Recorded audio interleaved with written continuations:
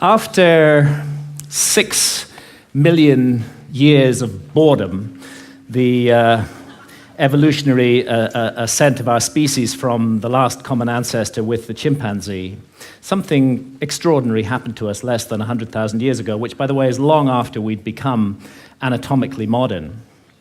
It was a kind of emergence into consciousness less than 100,000 years ago, really less than 40,000 years ago, when we became fully symbolic creatures. And this great change has been defined as the single most important step forward in the evolution of human behavior, is intimately associated with the emergence of the great and transcendent rock and cave art all around the world. And over the last 30 years, researchers led by Professor David Lewis Williams at the University of Witwatersrand in South Africa and many others have suggested an intriguing and radical possibility, which is that this emergence into consciousness was triggered by our ancestors' encounters with visionary plants and the beginning of shamanism. If you analyze the cave art, there's not time to go into the details here, but there are so many details that make it clear that this was an art of altered states of consciousness, of visions, and that plants like the Amanita muscaria mushroom or psilocybin mushrooms appear to have been directly connected with this sudden and radical change. So to investigate this possibility, when I got interested in this mystery, I went down to the Amazon, where there are still surviving shamanistic cultures today, and where they drink the powerful visionary brew ayahuasca, of which the active ingredient is dimethyltryptamine, DMT, which is actually closely related at the molecular level to psilocybin. Now, normally, DMT cannot be activated orally. When we encounter it in the West, it's generally smoked. There's an enzyme in our stomachs called monoamine oxidase, which switches off DMT on contact. But in the Amazon, they've got round this problem, and they say it was the spirits that taught them how to do it. The DMT in the ayahuasca brew is contained in these leaves from a plant that they call chacruna in the Amazon. And there they mix it together with this vine. And out of the 150,000 different species of plants and trees in the Amazon, this is the one that contains a monoamine oxidase inhibitor, which switches off that enzyme in our stomachs and allows the DMT in the leaves, when the two are married together and cooked in water, to be absorbed orally and takes us on a 4-hour journey into extraordinary realms. Now, it's no joke to drink ayahuasca. The ayahuasca brew it has a foul taste, really hideous, and a dreadful smell. And after you've drunk your cup, you'll find within 45 minutes or so that you're sweating, that you're feeling nauseous. Pretty soon you may well be vomiting, you may well have diarrhea. So, nobody's doing this for recreation. And I'd like to add that I don't think any of the psychedelics should be used for recreation. They have much more serious and important mission with humanity. So we're not doing this for fun. But what draws people to ayahuasca again and again to brace themselves for this experience, and you do have to brace yourself, is its extraordinary effects at the level of consciousness. And one of those effects has to do with creativity, and we can see the creative cosmogenic impulse of ayahuasca in the paintings of ayahuasca shamans from Peru, like the paintings of Pablo Amaringo here, those richly saturated colors, the amazing visions that they reproduce.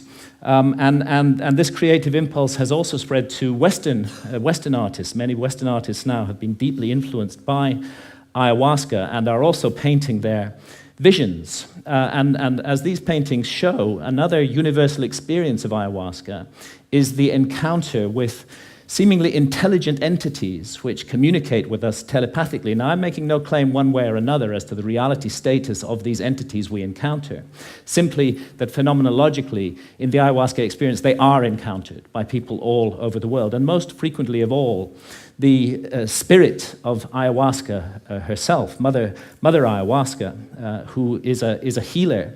And although she's kind of the mother goddess of the planet, She seems to take a direct personal interest in us as individuals, to heal our ills, to want us to be the best that we can possibly be, to correct errors and mistakes in our behavior that may be leading us down the wrong path. And this is perhaps why, and it's an untold story, really. Ayahuasca has been fantastically successful in getting people off harmful addictions to hard drugs such as heroin and cocaine. Jacques Mabit at the Taquihuasi Clinic in Peru brings heroin and cocaine addicts out there for a month, gives them 12 ayahuasca sessions, and they have encounters with Mother Ayahuasca during those sessions that lead them not to wish to take heroin or cocaine anymore, and more than half leave completely free of their addiction, never return to it, and don't even have withdrawal symptoms. And the same incredible healing work was being done in Canada by Dr. Gabor Mate until the Canadian government intervened and stopped his healing practice on the grounds that ayahuasca itself was an illegal drug. Now, I have some personal experience of this. I've not been addicted to heroin or cocaine, but I had a 24-year non-stop cannabis habit. And this started off smoking the herb and laterally vaporizing it, but the basic truth is that for 24 years, I was pretty much permanently stoned. And I enjoyed being stoned. And I felt that it helped me with my work as a writer, and perhaps at some point it did. But when I first encountered ayahuasca, I'd already been smoking cannabis for 16 years, and almost immediately, ayahuasca started giving me messages that this was no longer serving me, that it was leading me to behave in negative and unhelpful ways towards others. And of course, I ignored those messages for years and years and went back to being stoned 16 hours a day. But that negative behavior that ayahuasca was pointing up did actually get worse and worse. I don't want to put down cannabis, and I believe it's the sovereign right of every adult to choose to smoke cannabis if they wish to do so. But I think I was overusing it. I think I was abusing it, not using it responsibly. And I became more and more paranoid, jealous, possessive, suspicious. I was subject to irrational rages. I often made the life of my beloved partner, Santha, a misery. And when I went down for my regular encounter with ayahuasca in October 2011, I was given the most unbelievable kicking by Mother Ayahuasca. And I was put through an ordeal. It was a kind of life review. And it's not an accident that ayahuasca is the vine of the dead. I was shown my death. And I was shown that if I came to death and what awaits us after death, without having corrected the mistakes that I was making in my life, that it would be a very bad thing for me. And actually, Mother Ayahuasca literally took me to hell. And that hell was a little like this hell painted by Hieronymus Bosch, a truly terrible place, and a little like the place that the ancient Egyptians called the judgment hall of Osiris, where our souls are weighed in the scales in the presence of the gods against the feather of truth, of justice, of cosmic harmony. And I was shown that the path I was walking, my abuse of cannabis and the behavior associated with it, was going to lead me to be found wanting in the judgment, and that I might face annihilation in the world beyond death. So perhaps not surprising that when I came back to England later in October 2011, I gave up cannabis, and I've never smoked it again since then. And actually, and again, I'm speaking only personally with no comment on others' use of cannabis, it's as though a monkey has been lifted off my back. I'm liberated in incredible ways. Far from my creativity being inhibited, I find myself writing much more productively, much more creatively, much more focused, and much more efficiently as well. And I've begun to be able to address those negative aspects of my behavior, which cannabis had revealed, and hopefully to make myself slowly, it's a long progress, into a more nurturing, more loving, more positive person. And this whole transformation, it really has been a personal transformation for me, was made possible by this encounter with death that Mother Ayahuasca gave me. And you know, that leads me to ask, what is death? Our materialist science reduces everything to matter. Materialist science in the West says that we are just meat, we're just our bodies. So when the brain is dead, that's the end of consciousness. There is no life after death. There is no soul. We just rot and are gone.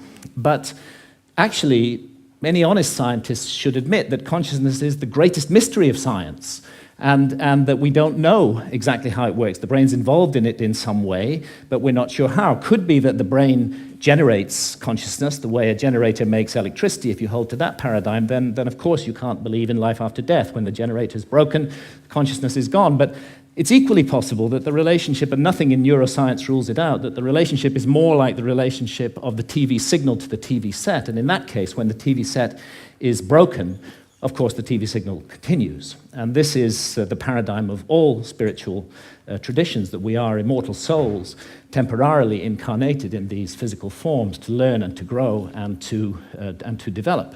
And really, if we want to know about this mystery, the last people we should ask are materialist reductionist scientists. They have nothing to say on the matter at all. Let's go rather to the ancient Egyptians, who put their best minds to work for 3,000 years on the problem of death, and on the problem of how we should live our lives to prepare for what we will confront after death.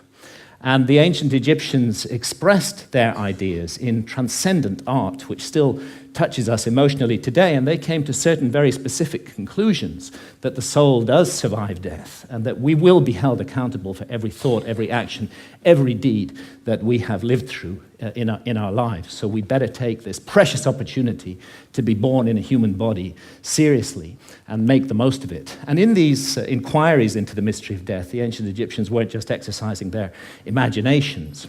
They highly valued dream states, and it's now known that they used visionary plants like the hallucinogenic blue water lily. And it's interesting that the ancient Egyptian tree of life has recently been identified as the Acacia nilotica, which contains high quantities of DMT, dimethyltryptamine, the same active ingredient that we find in ayahuasca. Now, it's difficult to imagine a society more different from the society of ancient Egypt than our society today. We hate visionary states in this society. In our society, if we want to insult somebody, we call them a dreamer. In ancient societies, that was praise. And we have erected huge apparatuses of armed bureaucracies who will invade our privacy, who will break down our doors, who will arrest us, who will send us to prison, sometimes for years, for possessing even small quantities of psilocybin or substances like DMT, whether in its smokable form or in the ayahuasca brew. And yet, ironically, DMT is, we now know, a natural brain hormone. We all have it in our bodies, and it's just that its function remains unknown for lack of research. And it's not as though our society is opposed in principle to altered states of consciousness. I mean, billions are being made by the unholy alliance of psychiatrists and big pharma in overprescribing drugs to control so-called syndromes like depression or attention deficit disorder in teenagers. And we have a love affair in our society with alcohol. We glorify this most boring of drugs, despite the terrible consequences that it often has. And of course, we love our stimulants, our tea, our coffee, our energy drinks, our sugar, and huge industries are built around these substances, which are valued because of the way they alter consciousness. But what all these approved altered states of consciousness have in common is that none of them contradict or conflict with the basic state of consciousness valued by our society, which I would call the alert, problem-solving state of consciousness, which is good for the more mundane aspects of science. It's good for the prosecution of warfare. It's good for commerce. It's good for politics. But I think everybody realizes that the promise of a society over-monopolistically based upon this state of consciousness has proved hollow, and that this model is no longer working, that it's broken in every possible sense that a model can be broken, and that urgently we need to find something to replace it.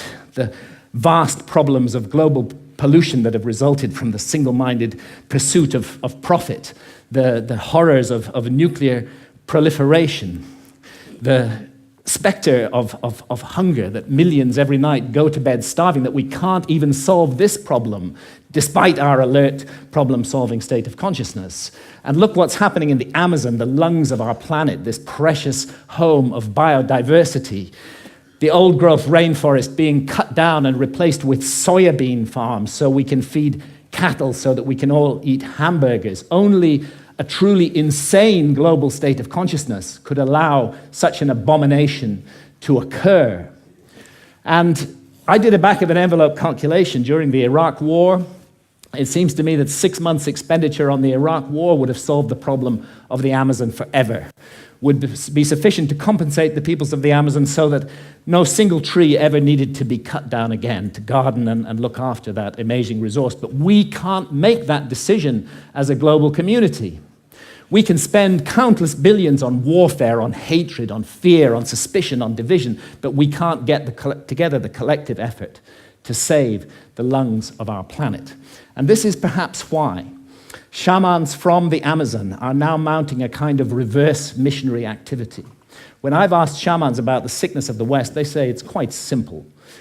You guys have severed your connection with spirit. Unless you reconnect with spirit and do so soon, you're going to bring the whole house of cards down around your heads and ours. And rightly or wrongly, they believe that ayahuasca is the remedy for that sickness. And many now are being called to the Amazon to drink ayahuasca, and ayahuasca shamans are traveling throughout the West, offering the brew, often under the radar, often at personal risk, to bring about consciousness change. And it's true that the message of ayahuasca, the universal message, is about the sacred, magical, enchanted, infinitely precious nature of life on earth and the interdependence of material and spiritual realms. And it's impossible to work with ayahuasca for long without being deeply and profoundly affected by this message. And let's not forget that ayahuasca is not alone, that it's part of an ancient worldwide system of the targeted, careful, responsible alteration of consciousness. It's recently been shown by scholars that the kykeon used in the Eleusinian mysteries in ancient Greece was almost certainly a psychedelic brew, that the soma of the Vedas may well have been a brew based upon the Amanita muscaria mushroom.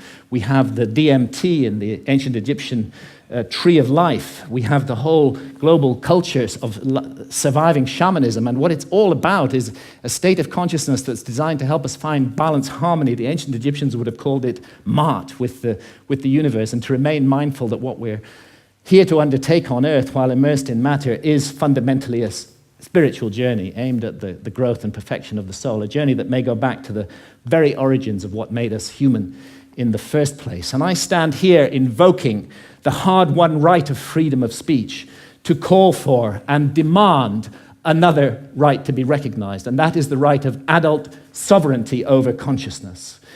There's a war on consciousness in our society, and if we as adults are not allowed to make sovereign decisions about what to experience with our own consciousness while doing no harm to others, including the decision to use responsibly ancient and sacred visionary plants, then we cannot claim to be free in any way. And it's useless for our society to go around the world imposing our form of democracy on others while we nourish this rot at the heart of society and we do not allow individual freedom over consciousness. It may even be that we're denying ourselves the next vital step in our own evolution by allowing this state of affairs to continue, and who knows, perhaps our immortal destiny as well. Thank you, ladies and gentlemen.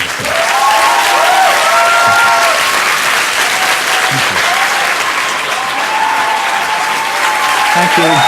Thank you.